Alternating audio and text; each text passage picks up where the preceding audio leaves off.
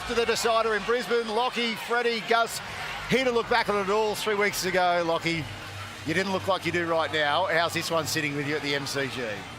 Oh, look, it's great to obviously get the result, go to Brisbane for the decider. I think Gus said it at half-time. New South Wales got their first half right because they've been criticised about their first half.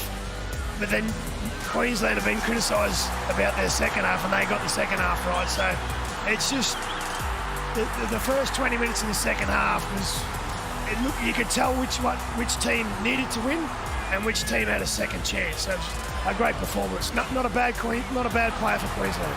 Brad, it was all looking so promising that opening half. A debutant like Mark Nawaqanitawase looking right at home on the big stage, and then Queensland edging their way back. Crucial try, this one opportunistic before the break, and then just going on with that job. Yeah, well, they're winning the battle. They're winning the field position. Actually, in the second half, they got a chance down there early, and Reece Robson threw a ball to Victor Radley, which ended up getting ruled forward, and Victor dropped it. And from that set of six, they came down and did this.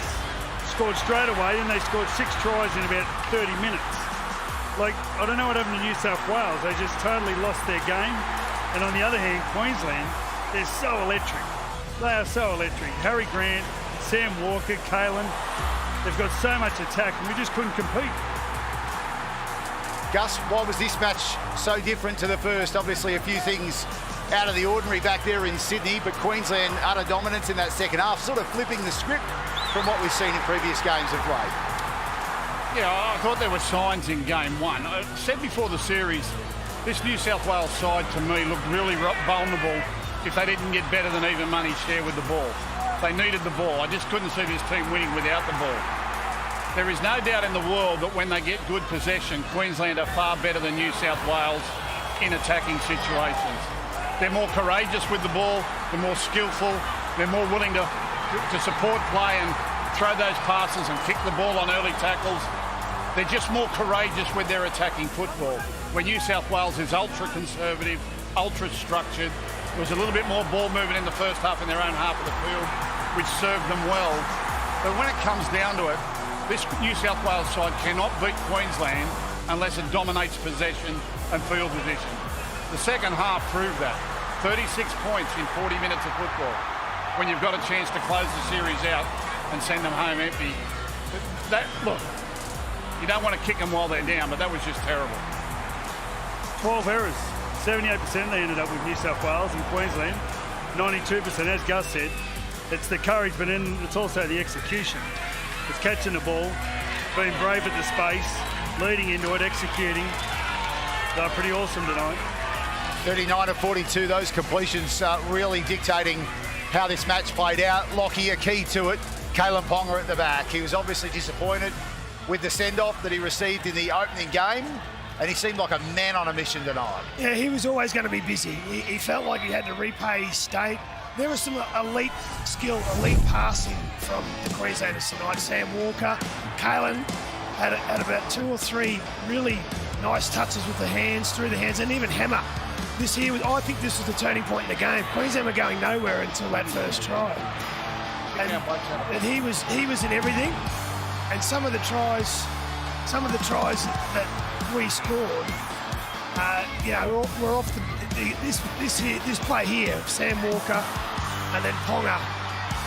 That was an extraordinary pass from Sam Walker. In these conditions, well, that was pretty slippery out there, and you saw Sam Walker trying to straighten up. He had no leverage. He just got in and just threw it, and just knowing Kalen was going to be there, and their execution, I've got to say, athletically, they're incredible.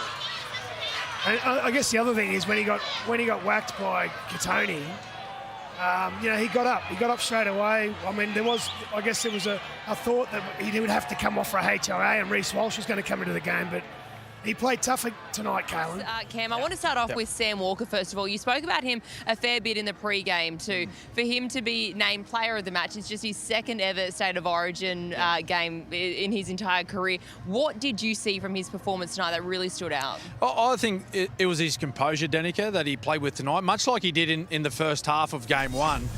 I was just really impressed with the way he handled the situation. The football side was under immense pressure to come here tonight and perform. And usually off the back of any type of performance, the first person that they look at and critique is the guy wearing the number 7 jersey. And he was outstanding. He steered the team around the park. I thought he did a pretty good job too when Munster was off the field for 15 minutes with his HIA. He just kept the team rolling forward. He kept kicking long. And just some of the efforts that he come up with tonight, like his short kicking game was spectacular. His ability to link with Cam Munster, I thought they really, really dominated the other two halves pairing of Mitch Moses and Nathan Cleary. And I said in commentary to Joey, it's like he's played 20 Origins, not 2. And going back to game 1, like he was the best player on the field until Kalen Ponga leaves and New South Wales start their comeback. He could easily have 2 man of the match performances in his first 2 games. What a performance it was from Sam. It's going to be fascinating seeing him in action at Suncorp Stadium as well. I was speaking to him off camera. He's certainly fired up for that one. All right, Joey, what about New South Wales? Obviously, looking ahead, they're going to be looking at, and there's going to be plenty of questions as to whether they make changes for the decider. One in particular, do they send out an SOS for Latrell Mitchell? We'd have to talk to Latrell how much running he's done, but Latrell has the aura. Yeah. And when he walks into camp, they go, the big dog's back. But I'd like to know how much running he's done with that back. He's been out for about 6 weeks, but when he gets the ball, all eyes are on him. And we know he's done it. The bigger the occasion, the better he'd go. So Latrell, it's a big conversation he's got to have between Laurie and Latrell. I think the other one, Cam Murray, just has to start. I think a dummy half threat at a dummy half. There was no real dummy half running threat tonight with Reece Robson. Whether Blake Brayley's back, but Abby Coruscant, one of those two have to come on the bench, and there's got to be a run threat or a point of difference from dummy half. Mitch Moses came off late. I don't know if he's... We double-checked with the bench as well. In that, they said it was actually just a precaution because obviously he had that hamstring issue in the lead-up to the game. When the game was done, they decided to take him off. But we need to look at our attack. We need to break out of structure more. We need to offload the ball. We need to attack out a dummy half. It's the simplest way to attack, but it's the most dangerous. So we really need to tweak our attack because game 1 we didn't score a point until Kalen got sent off. And then tonight, we were up 12 at half time and then, a couple of tries late. But we've got to look to attack more, especially around this area, around the halfway line. That's where you've got to attack at Origin. But we've got to have the ability to play outside structure. I think for New South Wales, if they want to go up to Brisbane and try and win this decider, they have to make 4 or 5 changes. They have to do it. And the thing is as well, Blake Brayley, by all reports, he should be fit and ready to go. Yeah. But the question is around Latrell Mitchell. The Barneys, obviously, they do have a bye this week, so that's another game that he won't be playing. Well, I was talking to Paul Gallen off air, and he said Liam Martin. So Liam Martin, the mongrel he brings on that right side.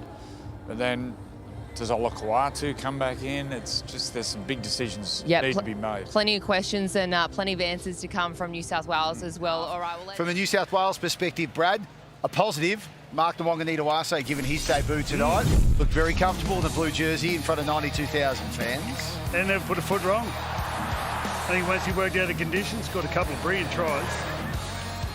The one where he just accelerated and stopped. He's one of those blokes, he seems just to enjoy big stages. Like, it doesn't overwhelm him at all.